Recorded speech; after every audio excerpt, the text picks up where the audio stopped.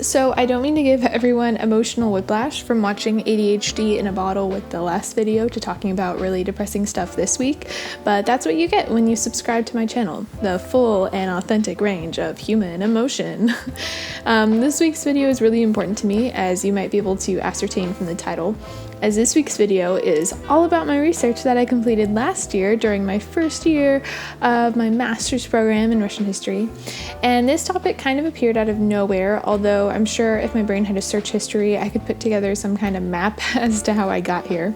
But nonetheless, I do know that I love studying women's history, and I love tormenting traditional historians by applying psychological analysis. So it makes some sense how I got here. And I hope that you'll stay tuned for this mammoth of a herstory video, which, speaking of, I apologize for not continuing this series while I've been in grad school. I was actually researching this project during Women's History Month and thought of putting a video like this out sooner, but my paper wouldn't have been done in time and spring break was not long enough. I can assure you, though, that the wait was worth it, especially since now you get to watch me try to figure out how to replicate mostly unclear, almost 100-year-old photographs from black and white to color.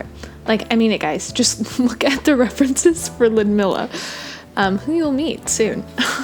Though it should be noted that this is not my entire paper, but rather an adaptation of a presentation I gave at a conference at the end of the year.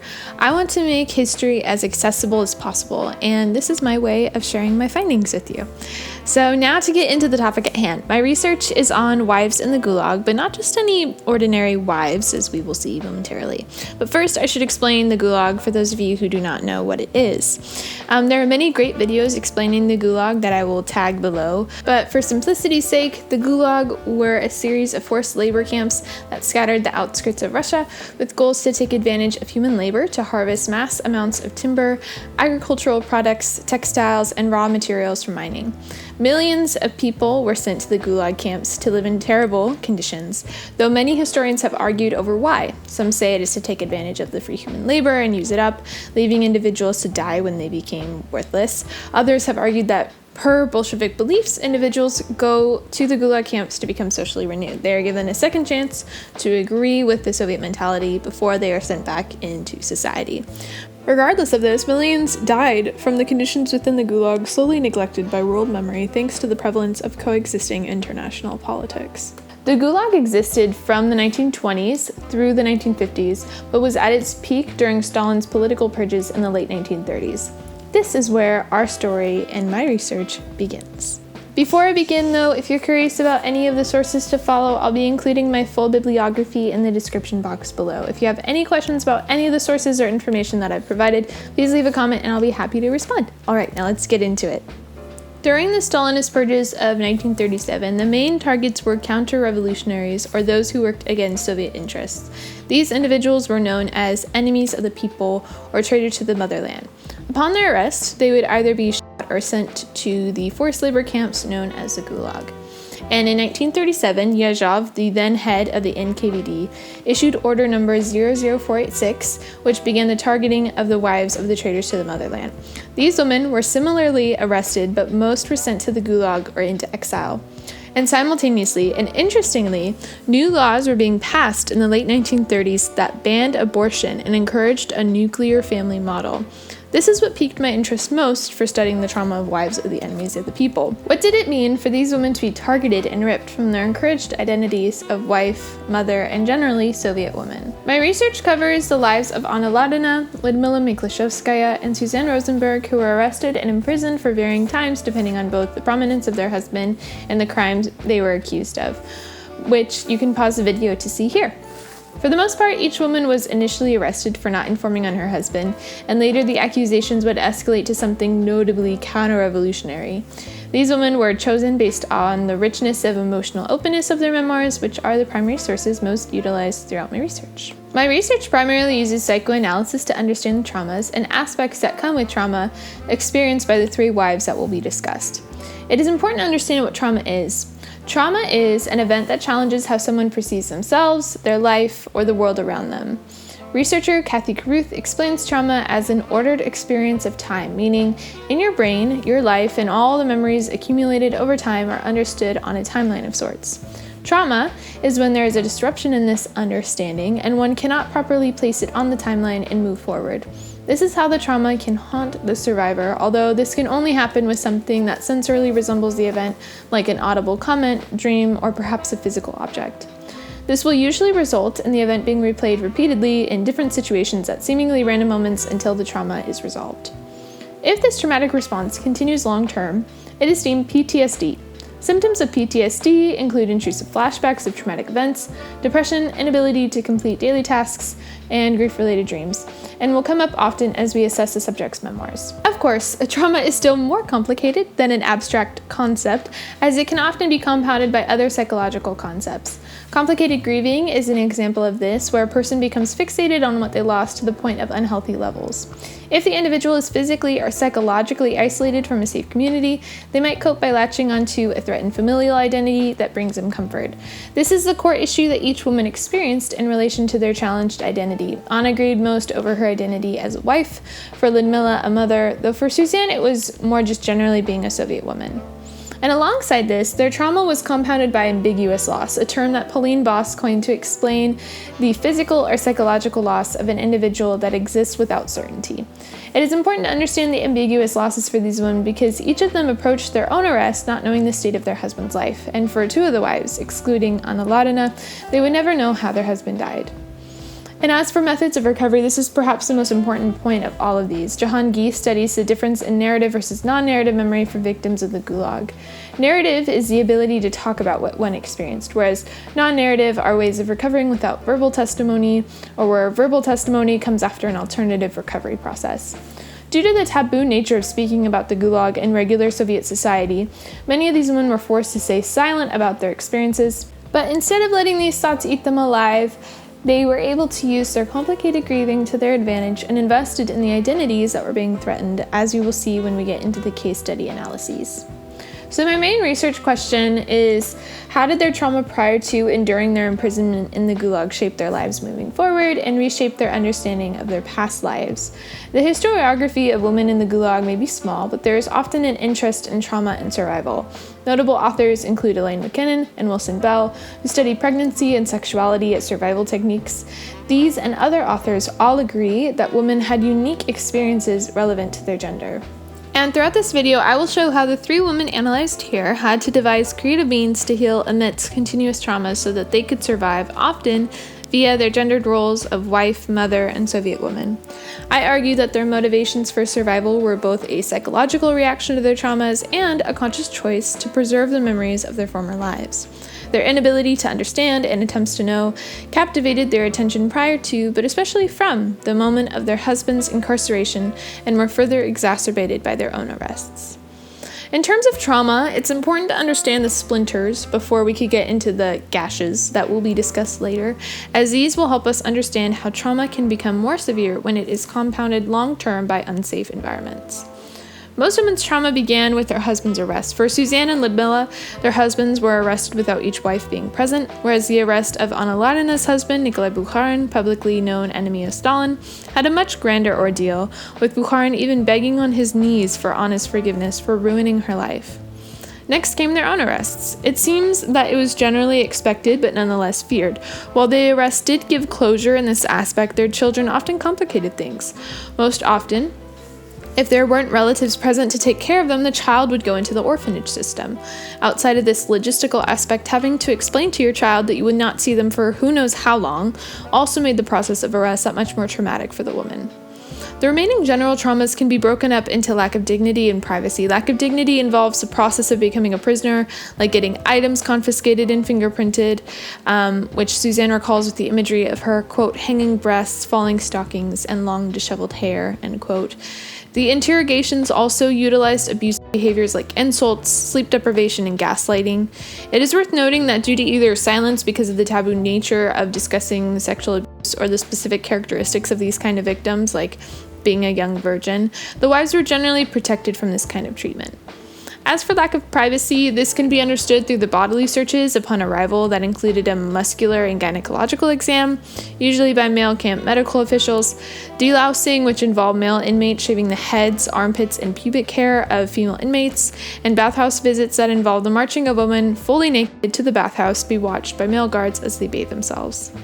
It is clear that these women were constantly in traumatically stimulating environments. They were not treated as women, but as inmates and scum who deserved no special treatment. In fact, according to Soviet ideology, they deserved the harsh treatment to teach them a lesson for the wrong they've done to Soviet society. Though, as we will see with each case study, these were still not the primary concerns for the women, as each attempted to reconcile with their threatened identities. Beginning with Anna Larina, who is the center bottom of this portrait, the purpose of her memoir, This I Cannot Forget, reflects the effort she took throughout her life to redeem her husband's name.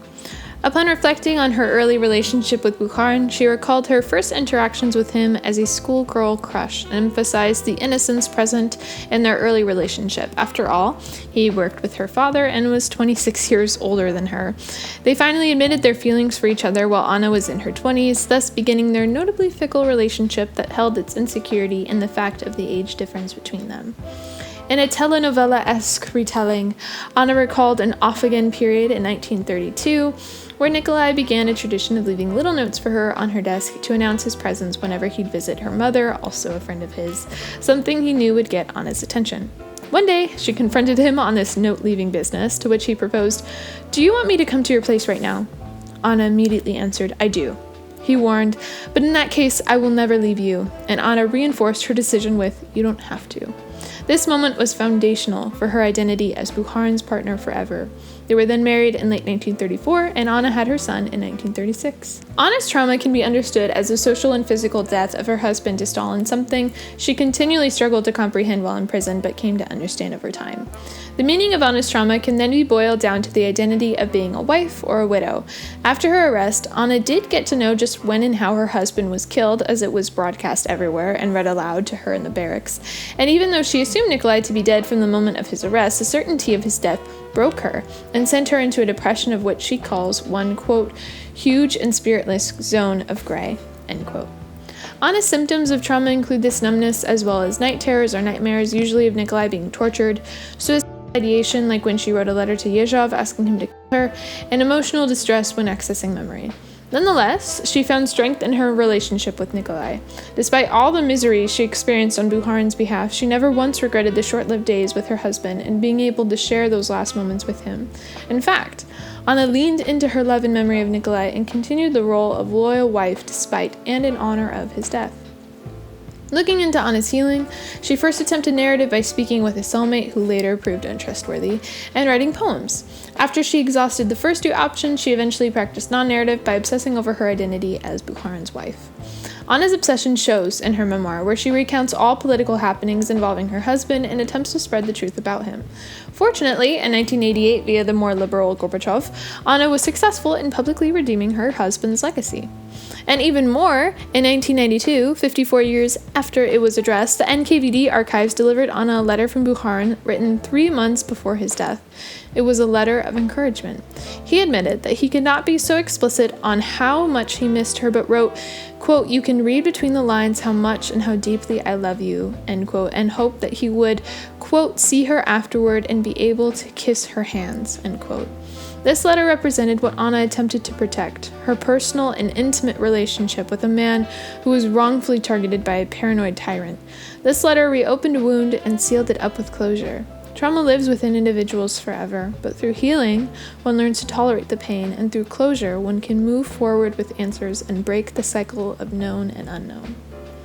The next case study is on Ludmila Mikhlashevskaya, who is the right portrait on this group portrait, whose memoir, Gender and Survival in Soviet Russia, covered the majority of her life with the purpose of showing how the purges stripped her of her family and left her to restart on her own. So I'm going to put on the screen here one of the reference pictures of Ludmila in her apartment with her first husband, Konstantin Mikhailovich. She left Konstantin in 1924 due to his infidelity and later married Izya Trotsky. A common theme between the two marriages were the numerous abortions that Ludmila was pressured to go through. However, when faced with her first pregnancy with Izya, she was denied an abortion because of the potential health complications that could follow. To this she declared, quote, "3 times I had agreed to this murder, but now there was no one in the world who could force me to do it," end quote. This is a prime moment in Ludmila's life because it ushered her into motherhood, where she would have her daughter, Elaine. Pregnant at the age of 31 is when she claimed her life finally began. Her daughter was the center of her life. They would spend time together memorizing Pushkin or practicing Elena's art skills, through which Ludmila asserted herself as a mother and pushed Elena to be the best 6-year-old artist she could be. The separation from her daughter is where Ludmila's trauma is most severe. As she wrote about the moment when she was arrested, she recalled Elena's confusion and her daughter comparing the fact that Izya had not yet returned, so how could Ludmila guarantee her own return? Ludmila noted that death would have been easier than leaving Elena at that moment, as her daughter's plea directly questioned the arising conflict that threatened her and Ludmila's relationship. Along with this threatened relationship came a threat to Ludmila's identity as a mother. Who would she be to Elena if she could not be there to practice her role as a mother, or worse, if Elena grew attached to her aunt who took her in, Aunt Musia? Ludmila's symptoms of trauma are obsession over identity, anger, and depression. The ambiguity of her position as a mother is similar to women who give up their children for adoption. No longer are they just a mother, but they are a birth mother as opposed to an adopted mother.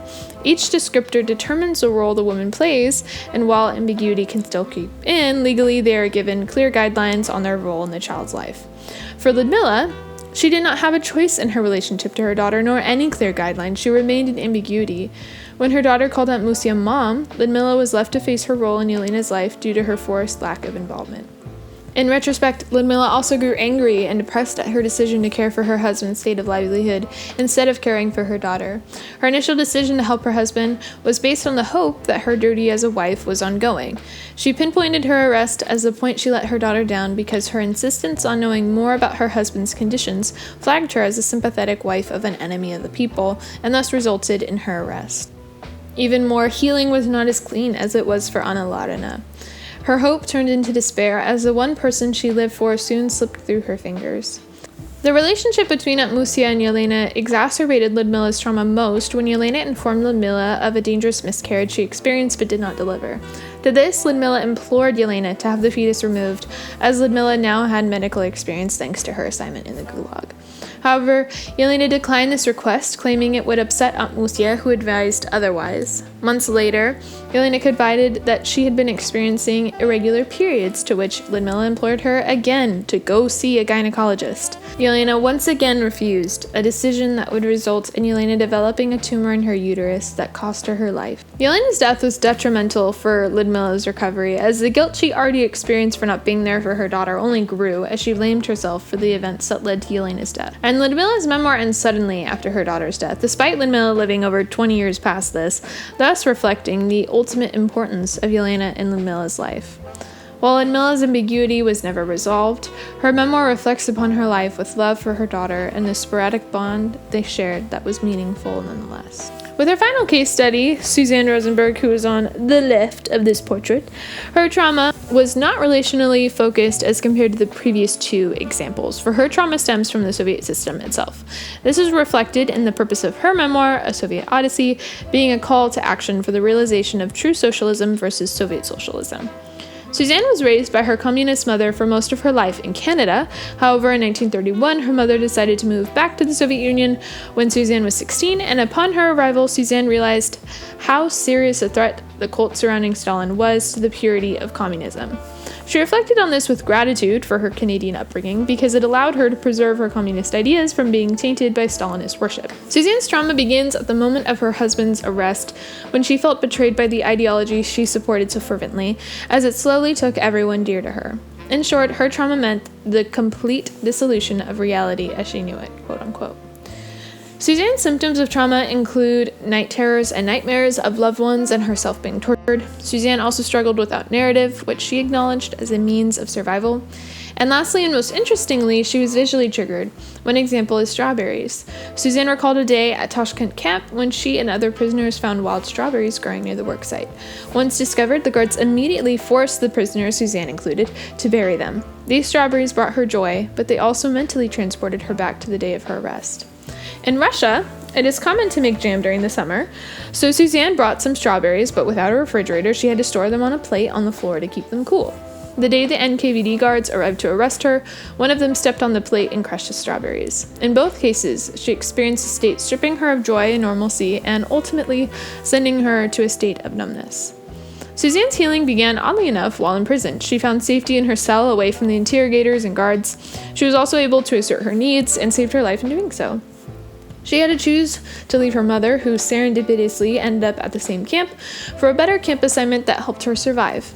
Suzanne ultimately had to reconcile with the identity that was threatened. Was she a Soviet or was she socialist? Where does one draw the line? And after Stalin's death, was there hope that Soviet socialism could get any better, or was it doomed for dictatorial terror? These are all questions that Suzanne answered by moving back to Canada. She decided that true socialism had more hope than anything the Soviet Union had to offer.